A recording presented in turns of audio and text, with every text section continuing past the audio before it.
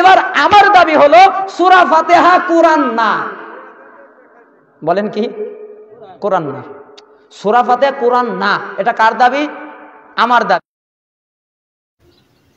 أيها المشاهدون، سيستقر اليوم في نفوسكم أن هذا الخبيث الخسيس لا يخرج عن أحد اثنين. الأول هو رجل جاهل جهول غرق إلى رأسه في ظلمات من الجهل بعضها فوق بعض، والثاني هو رجل كاذب فاجر يستحل الكذب في دين الله. প্রিয় দর্শক, সূরা ফাতিহা নাকি কোরআনের অংশ না, অথচ এই কথিত আহলে হাদিসদের পূর্ববর্তী যত শায়েখ ছিলেন, যত আকাবির ছিলেন, যত আলেম উলামা ইকরাম ছিলেন, আহলে হাদিসদের পূর্ববর্তী সকল উলামা ইকরাম ঐক্যবদ্ধভাবে ফতোয়া দিয়েছেন যে সূরা ফাতিহা কোরআনের অংশ। আর যে ব্যক্তি বলবে সূরা ফাতিহা কোরআনের অংশ না, সে ব্যক্তি কখনো মুসলিম হতে পারে না। আপনারা লক্ষ্য করুন, কথিত আহলে হাদিসদের কিতাব কোরআন ও হাদিস কি রোশনি মে আহকাম ওয়া মাসাইল, দ্বিতীয় খণ্ড 720 পৃষ্ঠার মধ্যে কথিত আহলে হাদিসদের একজন বড় আলেম আব্দুল মান্নান নূরপুরি তিনি স্পষ্ট লিখেছেন, তিনাকে প্রশ্ন করা হয়েছে সূরা ফাতিহা কুরআন কা জুজ হ্যায় ইয়া नहीं, অর্থাৎ সূরা ফাতিহা এটা কোরআনের অংশ নাকি না। আর जो कुरान का जुज होने का इनकार करे वो मुसलमान है या काफिर, আর যে ব্যক্তি সূরা ফাতিহাকে কোরআনের অংশ হওয়াকে অস্বীকার করে, ইনকার করে, সে মুসলিম নাকি কাফের। তো উত্তর প্রদান করা হয়েছে যে সূরা ফাতিহা কুরআন মজিদ কা जुज है, সূরা ফাতিহা এটা কুরআনের অংশ।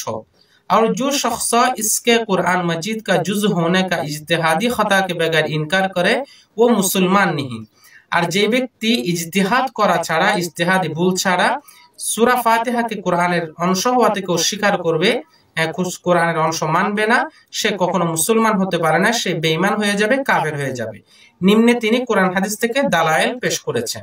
প্রিয় দর্শক, তাহলে এই ফতোয়া দ্বারা বুঝতে পারলাম, যেহেতু এই কথিত আহলে হাদিসরা তাফসিরে বাশারি সহ সমস্ত আহলে হাদিসরা যেহেতু মুজতাহিদ নয়, ইজতিহাদ করা ছাড়া তারা যেহেতু বলতেছে যে সূরা ফাতিহা কোরআনের অংশ না, অতএব আব্দুল মান্নান নূরপুরি তাদের এই আলেমের ফতোয়া অনুযায়ী, তাদের ফতোয়া অনুযায়ী আমরা বলতে পারি কথিত আহলে হাদিসরা কাফের, এই কথিত তাফসিরে বাশারি কাফের।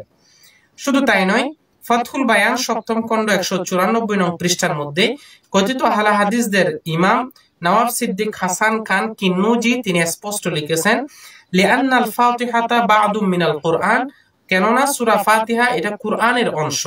তাহলে তিনি এখানেও সূরা ফাতিহাকে কোরআনের অংশ বলে স্বীকার করেছেন। শুধু তাই নয়, ফাতহুল কাদির 3য় খণ্ড 195 পৃষ্ঠার মধ্যে আহলে হাদিসদের ইমাম শৌকানি তিনি লিখেছেন, লিআন্নাল ফাতিহাতা বা'দুম মিনাল কুরআন, কেননা সূরা ফাতিহা এটা কুরআনের অংশ। তাহলে ইমাম শৌকানি তিনিও স্বীকার করেছেন সূরা ফাতিহা এটা কুরআনের অংশ। শুধু তাই নয়, তাফসিরে সানাই 2য় খণ্ড 149 পৃষ্ঠার মধ্যে ভারতবর্ষের বড় আলেম আহলে হাদিসদের সানাউল্লাহ অমৃতসরী তিনি লিখেছেন, কুরআন কা হিস্সা আযীম রুতবা ওয়ালা দিয়া है जिसका नाम सूरत फातिहा है, অর্থাৎ আল্লাহ তাআলা বলতেছেন যে কুরআনের সবচেয়ে মহত্বপূর্ণ আযীম কোরআনের অংশ যার নাম সূরা ফাতিহা, সেটা আল্লাহ তাআলা রাসূলকে দিয়েছেন। প্রিয় দর্শক, তাহলে বুঝতে পারলাম সূরা ফাতিহা এটা কোরআনের অংশ, এটা কথিত আহলে হাদিসদের সকল আকাবিল গণের ফতোয়া। এমনকি যে ব্যক্তি বলবে সূরা ফাতিহা কোরআনের অংশ না, সে কখনো মুসলমান হতে পারে না, সে বেঈমান, সে কাফের, এটা কথিত আহলে হাদিসদের ফতোয়া। তার মানে আমরা বুঝতে পারলাম সূরা ফাতিহা কোরআনের অংশ, এটাই সঠিক ফতোয়া, এটাই চূড়ান্ত কথা। আর এই তাফসিরে বাশারি সূরা ফাতিহাকে কোরআনের অংশ হওয়াকে অস্বীকার করার কারণে সে বেঈমান হয়ে যাবে। আমি এই ভিডিওর মাধ্যমে তাকে আহ্বান করব, সেই জন্য আবার কালমা পড়ে যেন ঈমান আনয়ন করে। প্রিয় দর্শক, এখন এই যে তাফসিরে বাশারি সূরা ফাতিহাকে কোরআনের অংশ হওয়াকে অস্বীকার করলো, সে একটা দলিল পেশ করেছে। দলিলটা আপনারা তার মুখ থেকে শুনে আসুন। আবার বলেন, সূরার নাম কি? হিজর। আয়াত কত? 87। ওয়ালাকাদ আতাইনাকা সাবআম মিনাল মাসানি ওয়াল কুরআনাল আযীম। হে নবী, আমি আপনাকে দিয়েছি 7 আয়াত যা বারবার পাঠ করা হয়, এবং দিয়েছি মহান কোরআন। তা আল্লাহ ভাগ করেছে, আমার কি? তা আমি তো করিনি, আল্লাহ বলেছেন, আমি অনুবাদ করেছি। এখন আপনি যদি আমার উপরে ছেড়ে দেন তাহলে তো খেয়ানত হয়ে যাবে। আল্লাহ ভাগ করেছেন যে আমি 7 আয়াত দিয়েছি এবং কোরআন দিয়েছি। তার মানে কোরআনের উম্মুল কোরআন মা হচ্ছে সূরা ফাতিহা, আর সূরা ফাতিহার ব্যাখ্যা পুরা কোরআন।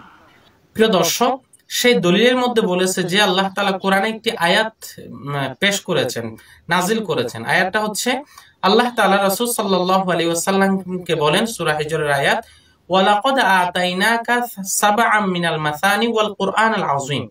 অর্থাৎ আল্লাহ তাআলা বলেন, হে নবী, আমি আপনাকে সূরা ফাতিহা, যেটা বারবার পড়া হয়, নামাজের মধ্যে বারবার পড়া হয়, এই সূরা ফাতিহা এবং কুরআন আযীম দান করেছি। এই আয়াতের মধ্যে যেহেতু সাবআম মিনাল মাসানি সূরা ফাতিহা এবং কুরআন আযীমের মধ্যে ওয়া আতিফে এসেছে, তার মানে বোঝা যায় যে সূরা ফাতিহা এবং কুরআন দুইটা ভিন্ন বিষয়। এটা হচ্ছে এই কথিত আহলে হাদিসদের বক্তব্য, তাদের দলিল, তাফসীরে বাশারের দলিল। তার অনেকগুলো জবাব দেওয়া যেতে পারে, আমি একটি জবাব দিই। এই হাদিসের তাফসীর তো নিজের মন মতো করলে হবে না, রাসূল সাল্লাল্লাহু আলাইহি ওয়াসাল্লাম কি তাফসীর করেছেন সেটা দেখতে হবে। এই হাদিসের তাফসীরের মধ্যে রাসূল সাল্লাল্লাহু আলাইহি ওয়াসাল্লাম নিজেই বলেছেন, সহিহ বুখারী হাদিস নাম্বার 4704, আবু হুরায়রা থেকে বর্ণিত, তিনি বলেন, রাসূল সাল্লাল্লাহু আলাইহি ওয়াসাল্লাম ইরশাদ করেন, উম্মুল কুরআনি হিয়া সাবউল মাসানি ওয়াল কুরআনুল আযীম। অর্থাৎ এই যে সূরা হিজরের আয়াতের মধ্যে যে আল্লাহ তাআলা বলেছেন, হে নবী, আমি আপনাকে সাবআ মাসানি এবং কুরআনে আযীম দান করেছি। এখন সাবআ মাসানি, কুরআনে আযীম দুইটা ভিন্ন বিষয়, যেমন ওয়া আতিফা আসছে, এর দ্বারা বোঝা যায় নাকি দুটা এক জিনিস। এর তাফসীরের মধ্যে রাসূল বলেন, উম্মুল কুরআন হিয়া সাবউল মাসানি ওয়াল কুরআনুল আযীম। অর্থাৎ এখানে সাবআ মাসানি এবং কুরআনে আযীম দুটো দ্বারা উদ্দেশ্য হচ্ছে সূরা ফাতিহা। তার মানে আয়াতের তাফসীরে রাসূল নিজেই বলে দিয়েছেন এখানে সাবআ মাসানি আর কুরআন আযীম দ্বারা সূরা ফাতিহাই উদ্দেশ্য। অথচ এই যে তাফসীরে বাশারি তার মন গড়া তাফসীর করে বলতেছে এখানে নাকি কুরআনে আযীম আর সাবআ মাসানি দুইটা নাকি ভিন্ন ভিন্ন বিষয়। নাউজুবিল্লাহ। আমি মাত্র একটি জবাব দিলাম, এরকম আরো অসংখ্য জবাব দেওয়া যেতে পারে। প্রিয় দর্শক, তিনি আরেকটা কথা বলেছেন, এই তাফসীরে বাশারি আরেকটা কথা বলেছে, সেটা হচ্ছে কুরআন, সূরা ফাতিহা এটা কুরআন নয়, এটা নাকি উম্মুল কুরআন, অর্থাৎ কুরআনের মা। তো মা যেরকম সন্তান থেকে আলাদা, এরকম সূরা ফাতিহা এটা কুরআনের মা হওয়ার কারণে কুরআন থেকে আলাদা। বাহ, চমৎকার যুক্তি।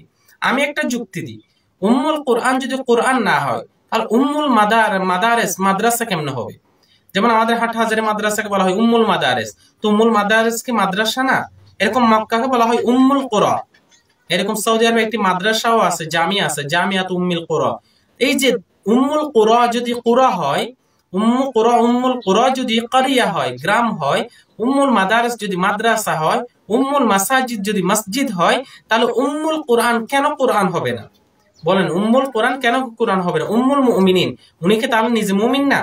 যাদেরকে আমরা উম্মুল মুমিনিন বলি, মুমিনদের মা, তো উনি কি নিজে মুমিন না? তো উম্মুল মুমিনিন যদি মুমিন হয়, উম্মুল মাসাজিদ যদি মসজিদ হতে পারে, উম্মুল মাদারিস যদি মাদ্রাসা হতে পারে, উম্মুল কুরা যদি কারিয়া হতে পারে, তাহলে উম্মুল কুরআন কেন কুরআন হবে না? এটা কেমন ফাও যুক্তি বলে? প্রিয় দর্শক, তাহলে বুঝতে পারলাম তারা যে যুক্তি দেয় এই যুক্তিটা একটা অযৌক্তিক, এই যুক্তিটাই অযৌক্তিক। আর তারা যে দলিল দেয় এই দলিলটাও গ্রহণযোগ্য না। তাদের আকাবিররা ফতোয়া দিয়েছেন সূরা ফাতিহা এটা কোরআনের অংশ, আর যারা অস্বীকার করবে তারা মুসলমান না। অতএব আমরা বলতে পারি যে এই তাফসিরে বাশার বিন হায়াত আলী সাহেব তিনি অস্বীকার করার কারণে তিনি বেঈমান হয়ে গেছেন। আমি আহ্বান করব সে যেন আবার কালেমা পড়ে যেন ঈমান আনয়ন করে। ওমা আলাইনা ইল্লাল বালাগ। আসসালামু আলাইকুম।